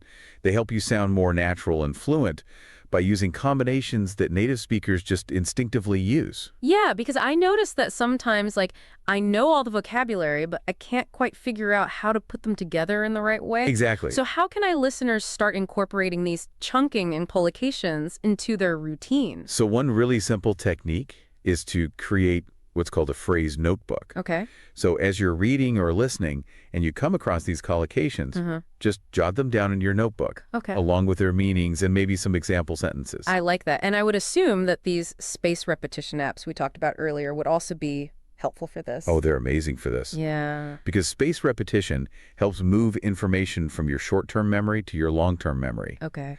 by presenting you with that material at gradually increasing intervals. Gotcha. So it's like having a personal trainer, but for your vocabulary. Nice. Okay, let's move on to secret number 5. And this one might be reassuring to our listener. Okay. It's okay to simplify your sentence structures, especially at the beginning. Especially at the beginning. Does that mean we don't have to worry about grammar? No, grammar's still important. Okay. But fluency isn't about trying to build these like super complex sentences right away. Right. Actually, using shorter, simpler sentences can make you sound more confident and more fluent, Interesting. especially when you're still developing your skills. So it's more about clarity and conciseness than trying to, sound super smart with your grammar. Exactly. Imagine you're explaining like a really complex concept to someone. Okay. It's way easier to understand if you break it down into smaller, bite-sized chunks, right? Yeah, for sure. I definitely get caught up sometimes trying to construct these elaborate sentences, and it just ends up sounding confusing. It happens to the best of us. Yeah. So there's a really simple technique from the guide. Okay. You start with a basic sentence, Uh-huh. like, I enjoy reading. Okay. Then you gradually add details and complexity. Oh, I like that. So you could say, I enjoy reading books about history, Okay. and then expand it further. I enjoy reading books about history, especially biographies of influential leaders. So you're building upon that simple sentence Yes. without making it overly complicated. Exactly. So it's finding that balance between clarity and complexity Yes. and, starting simple and then gradually working your way up. That's the key. And don't be afraid to experiment and see what feels more natural for you. Yeah, You might find that certain sentence structures are easier for you to produce than others. right. The important thing is to keep practicing, keep refining those skills, Practice makes perfect, as they say. or at least progress. Or at least progress, yeah. That's the goal. Exactly. Welcome back to our deep dive into the secrets of fluent English. So we've already uncovered some really cool strategies so far. Yeah, we're just getting started. But I mean, I'm always up for more tips and tricks, you know what I mean?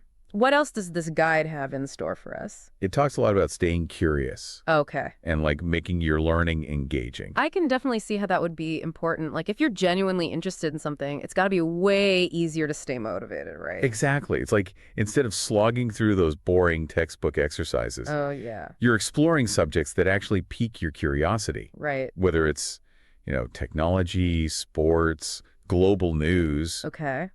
even something like cooking or fashion. Ooh, fashion. That's a good one. Like, imagine diving into the world of, like, fashion magazines and blogs and documentaries all in English. Yeah. You'd not only be picking up new vocabulary, but you'd also be gaining these insights into, like, cultural trends and perspectives. Totally. That's exactly what it's all about. Okay. And it brings us to another important aspect of fluency, cultural immersion. Oh, okay.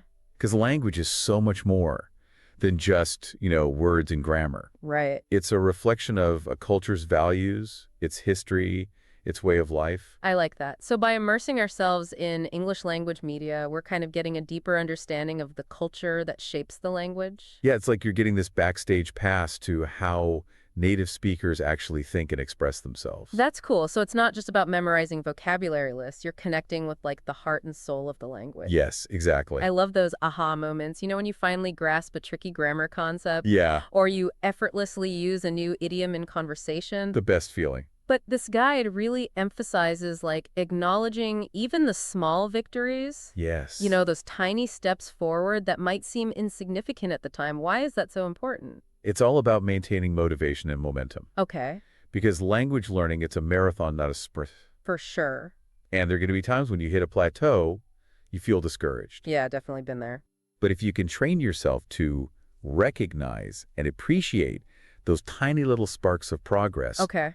it makes all the difference in staying the course. It's like those fitness trackers that celebrate every 1,000 steps you take, Yes. even if you haven't quite reached your daily goal yet. Exactly. It's like those little nudges of encouragement. They can be really motivating. Very motivating.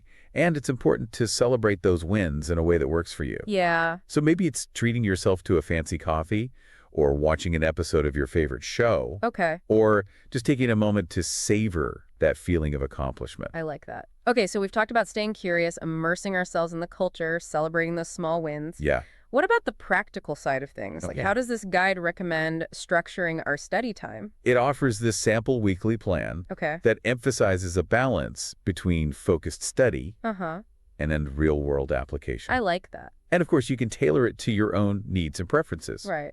But the general idea is to dedicate specific blocks of time Okay. to different aspects of language learning. Got it. So, for example, Mondays could be for grammar review Yes, and maybe practicing conversation with a language partner. perfect. Exactly. Then midweek, you might focus on expanding your vocabulary, Okay. maybe by learning new collocations Oh, yeah. related to a topic that you're passionate about. Cool. You could read articles, listen to podcasts, even watch documentaries on that subject, Uh-huh. and actively jot down any interesting phrases or expressions that you come across. I like that. And maybe Fridays could be for fine-tuning pronunciation through drills or shadowing exercises. Exactly. And don't forget to leverage the weekend for immersive experiences. Okay. Maybe you attend an English language meetup, Oh, cool. or you watch a movie without subtitles, Oh, that's a good one. or you just chat with a friend in English. Okay. Those real-life interactions are so valuable. Yeah, it sounds like the key is to create a routine that works for you and then stick to it consistently. Absolute consistency is key. Okay, but let's circle back to those 9 secrets for a second. Okay. And see if there are any specific strategies that we haven't really touched on yet. Okay. I know we talked about chunking and collocations in the first part. Yeah. Any additional tips on how to really master those? One thing this guide emphasizes is the importance of context. Okay. So don't just memorize collocations in isolation. Uh-huh. Try to encounter them in their natural habitat, so to speak. Okay. Pay attention to how they're used in articles, books, movies, conversations. It's like learning a new dance move. You can watch videos and try to mimic the steps, Yeah. but it's not until you actually get out on the dance floor Yeah. and try it out in a real setting that you truly understand how it works. I love that analogy. That's what it feels like sometimes. Yeah, the more you encounter those collocations in those authentic contexts, Okay. the later you'll understand their nuances and how to use them effectively. Okay, so context is key. What about those of us who tend to overthink our sentences Yeah. and get stuck in grammar land? Oh, yeah. Any advice for overcoming that? The guide reminds us that fluency is not about grammatical perfection. Okay. It's about conveying your message clearly and confidently, Uh-huh. even if your sentences aren't perfectly structured. So it's better to speak a slightly imperfect sentence fluently Yes, than to stumble over a grammatically perfect sentence. exactly. And remember that technique we talked about earlier, sentence expansion? Oh, yeah. You can start with a basic sentence and gradually add details and complexity as you become more comfortable. I like that. So the key is to prioritize clarity and flow over grammatical intricacy. Especially in spoken English, yes. Gotcha. Okay, I'm curious about those techniques we discussed for refining pronunciation, like reading aloud and shadowing. Yeah, Any additional tips for getting the most out of those? absolutely. When you're reading aloud, try to focus not only on the accuracy of your pronunciation, Okay. but also on the rhythm and intonation of the language. So it's not just about saying the words correctly, but also about capturing that natural flow and expressiveness. It's like adding musicality to your speech. Oh, I like that a lot. And what about shadowing? Okay, so one helpful tip is to break down the audio clip into smaller chunks. Okay. So instead of trying to shadow a whole podcast episode, Right. you could start with a short segment, maybe a minute or two. Okay. Listen to it several times, paying attention to the speaker's pronunciation and intonation. Uh-huh. Then pause the audio and try to mimic the speaker as closely as possible. Gotcha. So it's like practicing a short musical phrase on an instrument, Yeah. getting each note and nuance just right before moving on to the next phrase. I love that analogy. It's perfect.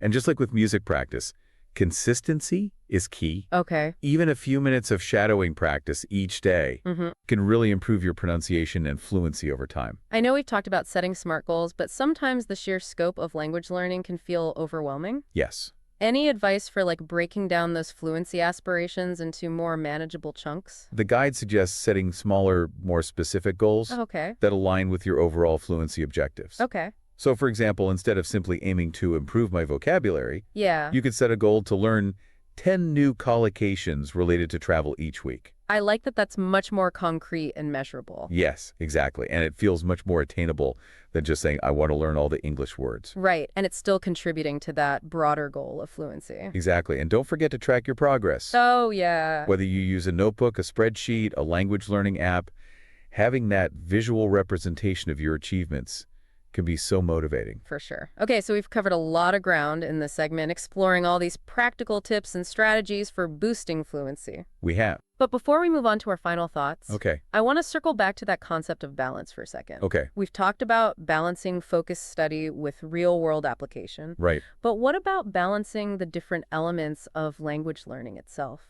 That's such a good point. Remember that three-legged stool analogy we discussed earlier? Oh, yeah. Fluency is built on that solid foundation of grammar, vocabulary, and pronunciation. Uh-huh.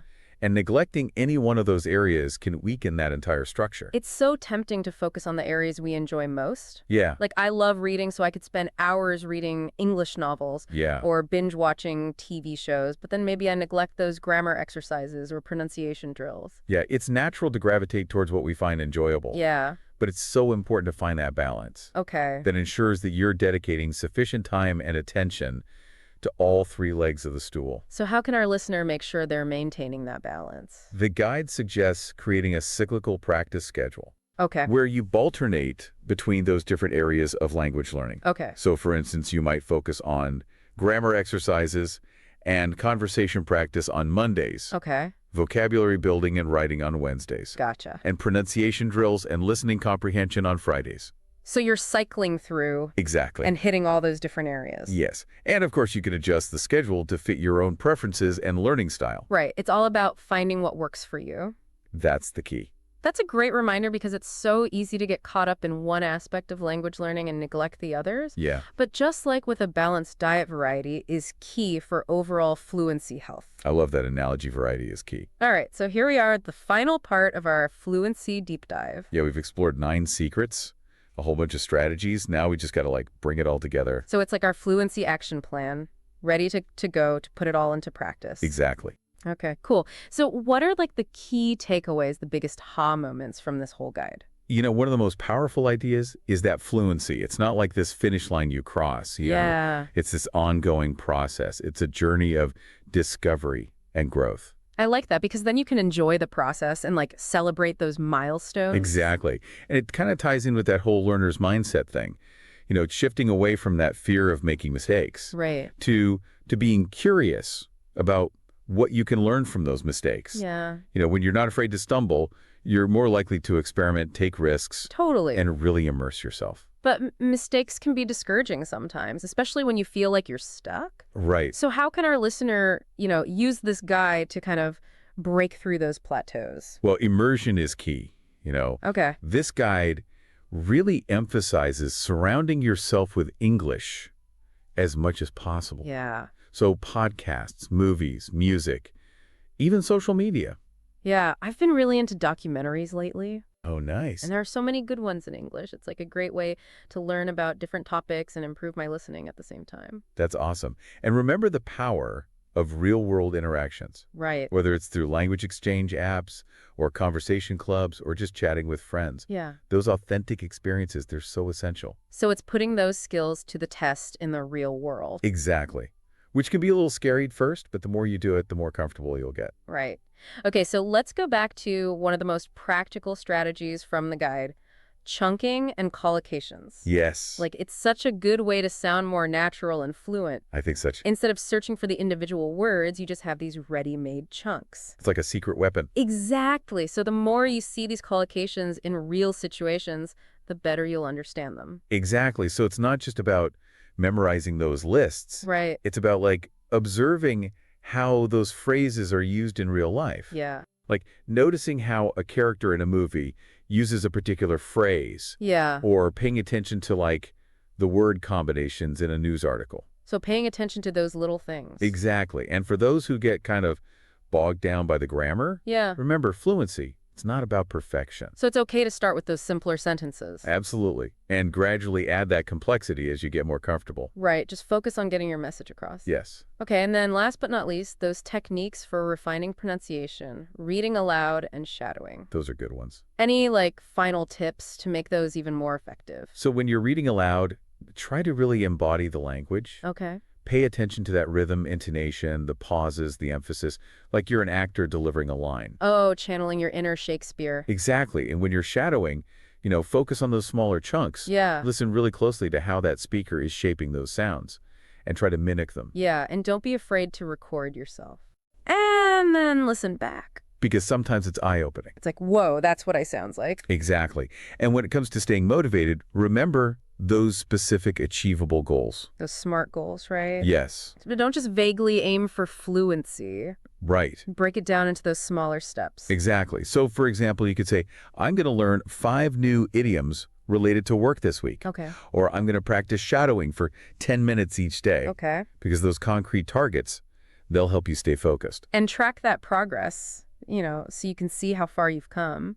It's encouraging, especially on those days when you're not feeling so motivated. Totally. Okay, so as we wrap up this deep dive, got to bring it back to balance one last time. Yes. Fluency, grammar, vocabulary, pronunciation. Make sure you're nurturing all three. All three legs of the steel. Exactly. So, if you're spending hours and hours on vocabulary, but you're not practicing your pronunciation. Yeah, you got to shift your focus a little bit. Got to find that equilibrium. Exactly. And remember, the best way to learn is by doing. Don't be afraid to step outside that comfort zone. Right. And use your English in real-life situations. Exactly. So like ordering food at a restaurant, asking for directions, chatting with a stranger. Yeah, those interactions, they'll build your skills and your confidence. So there you have it. 9 secrets, a ton of strategies, and a reminder. Enjoy the journey. Embrace it. This guy asks a great question. How will you personalize these secrets and make them your own? It's up to you. So reflect on what you learned today and start creating your own path. Remember, language learning's an adventure. Keep practicing, keep exploring, and keep sharing your gift of language. Until next time, happy language learning. All right, let's dive in. We're unlocking a vault today filled with 25 uncommon but incredibly useful English words. And these aren't just any old words, no. We're giving you the good stuff. Yeah, these words are going to add some serious depth to your conversations. And maybe even a touch of magic, who knows? Exactly. It's like we're equipping you with a whole new set of tools for expressing yourself. So first up is astonishing. Everyone uses amazing or surprising. Yeah, but astonishing, that's something else. It is. It hits different, right? Absolutely. It's like you've seen something that changes everything, It shifts your perspective. Like if you were describing the Northern Lights and you're like, the Northern Lights display was absolutely astonishing. It just takes it up a notch. Right. It's not just a description, it's an experience. It really is. Okay, so let's talk about a word that gives you a completely different feeling. Bliss. Bliss is so much more than just happy. It's like this deep sense of peace and joy. Yeah, it's like that feeling you get when you're meditating or when you're out in nature. Have you ever felt that when you're out hiking? Oh, absolutely. It's like that feeling of pure contentment. Yeah. And not just a fleeting emotion. It's like a state of being. Yeah, exactly. Now, I think we've all experienced this next one. Sometimes you don't even have the right word for it, but this word is perfect. Dwindle. Ah, yes. Like watching a campfire slowly die out, or the last drops of coffee in your mug. Oh, I can picture it perfectly. Time, resources, and motivation, they can all dwindle away. Yeah, it's that gradual decrease. Like it slowly fades away. It makes you really think about how you use your time and resources. It does. Okay, so speaking of resources, what about a word for making the most of what you have? Being smart about it. Frugal. Frugal sometimes gets a bad rap like it means being cheap, but it's not about that at all. It's about being mindful, Yeah, it's about intentionality. Right. Like making conscious decisions about your spending. So you're not wasting anything. It's almost like a whole philosophy. It is. And it's not just about money. It's about everything. Time, energy, resources. That's a good point. Okay, so let's move on to a word that's all about authenticity. Genuine. Genuine is so important, especially these days. I know, right? It's like everyone's trying to be someone they're not. Exactly. But genuine is all about being real, being true to yourself and to others too. Yeah. And when you compliment someone's genuine nature, it means something. It really does, because you're acknowledging that they're sincere, that they're not putting on an act. Right. It's a compliment that goes a long way. Okay, now let's talk about a word that can sometimes be a bit of a roadblock. Hinder. Hinder, yeah. That's about the obstacles we face in life. It could be anything, right? Procrastination, fear, even outside forces that are out of our control. It's acknowledging those things that are holding us back. Because once you acknowledge them, you can start to overcome them. Exactly.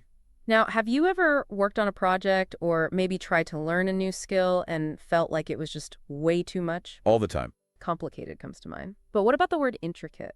Ooh, intricate is good. It's like there's a lot going on. Yeah, it's complex, but it's also beautifully structured, like a fancy watch or something. Right, there's an order to it. It's not just chaos, it's organized complexity. I like that, organized complexity. Okay, intricate. I'm going to use that one. Now, let's be real. We're all juggling a lot these days. Work, family, life, it's a lot. It really is. So the word juggle, it's pretty perfect, don't you think? It is, because you're trying to keep all those balls in the air. Exactly. You're trying not to let anything drop. And it takes practice, right? And focus. Yeah, and a good sense of balance. Definitely. Okay, so switching gears a little bit, what about a word that describes something that's financially rewarding?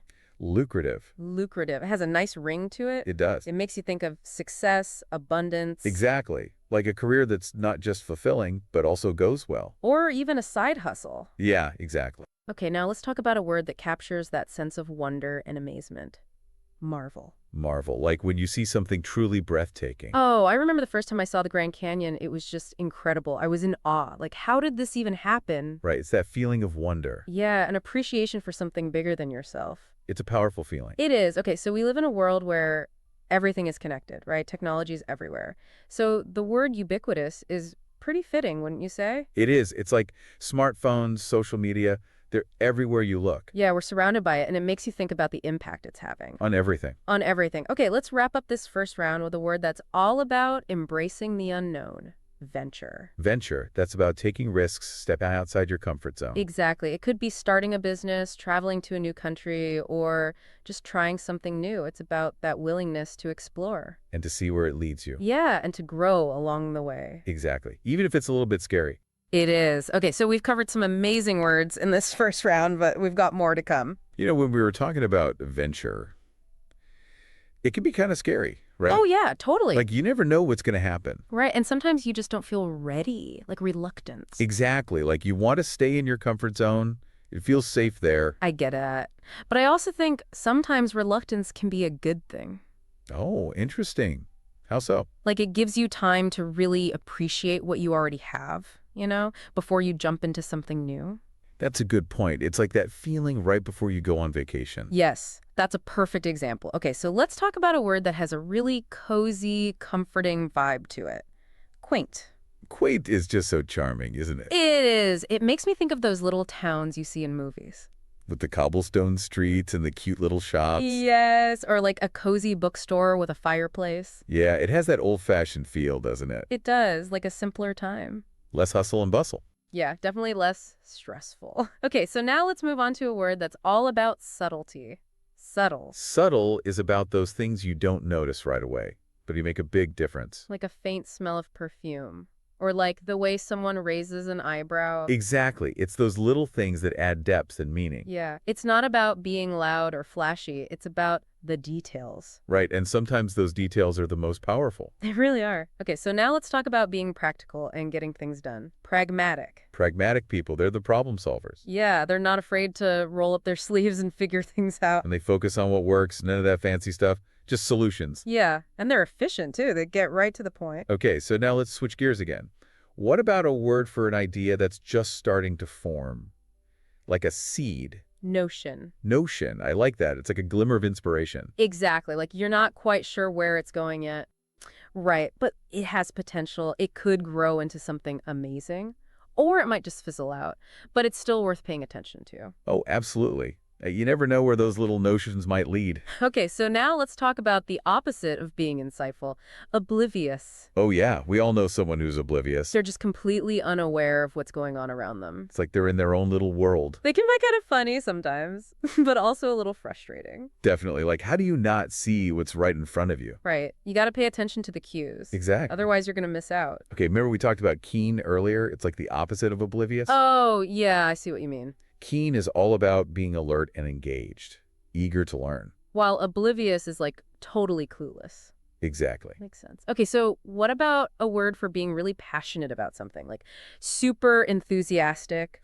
Zealous. Zealous, that's the one. Like you're so into it, you can't contain yourself. It's contagious. Yeah, and it inspires other people. It does. Okay, now let's celebrate what makes each of us unique. Quirks. Quirks are those little things that make you, you. They're like your signature moves. Exactly, like that friend who always wears mismatched socks. Or the coworker who collects those weird little figurines. Yeah, it's those things that make you interesting. I love that. Quirks are awesome. Okay, so what about a word that describes who we are at our core? Identity. Identity, that's a big one. It is. It's about your values, your beliefs, your experiences. Everything that makes you, you. And it's always changing too, right? Exactly. We're always growing and evolving. Okay, before we move on, I want to talk about thrive again for a second. Oh, thrive's a great word. It is. It's like you're not just surviving, you're flourishing. You're living your best life. Yeah, you're reaching your full potential. Okay, so we've talked about a lot of great words, but we've got one more set to go. Okay, we're back, ready for the final round. What words are we looking at this time?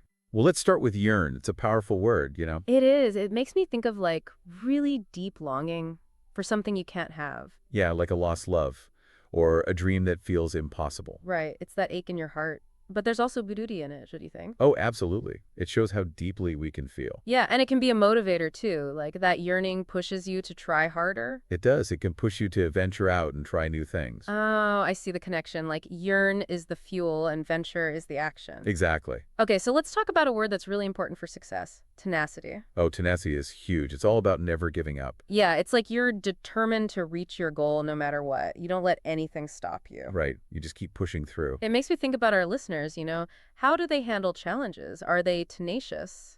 That's a great question. It's something to think about. It is. Okay, so tenacity is about never giving up. But what about persistent? Persistent is a little different. It's more about consistency. Okay, so like you're steadily working towards something, even if it takes a long time. Yeah, it's like that saying, slow and steady wins the race. Exactly. You just keep at it and eventually you break through. Okay, so now let's talk about a word that describes something truly significant. Monumental. Monumental, like a historical event that changes everything. Yeah, or like a scientific discovery, or even a personal achievement that transforms your life. Exactly. It's a turning point. It makes you think about what really matters, what leaves a mark on the world. It does. And sometimes those monumental events are met with a lot of excitement. Remember zeal? Yeah, like monumental describes the event and zeal describes the feeling. Right. Okay, and speaking of feelings, let's revisit thrive. It's such an important word, especially when we're talking about personal growth. It is. It's like you're not just existing, you're thriving. You're living a full, meaningful life. Yeah, you're constantly growing and evolving.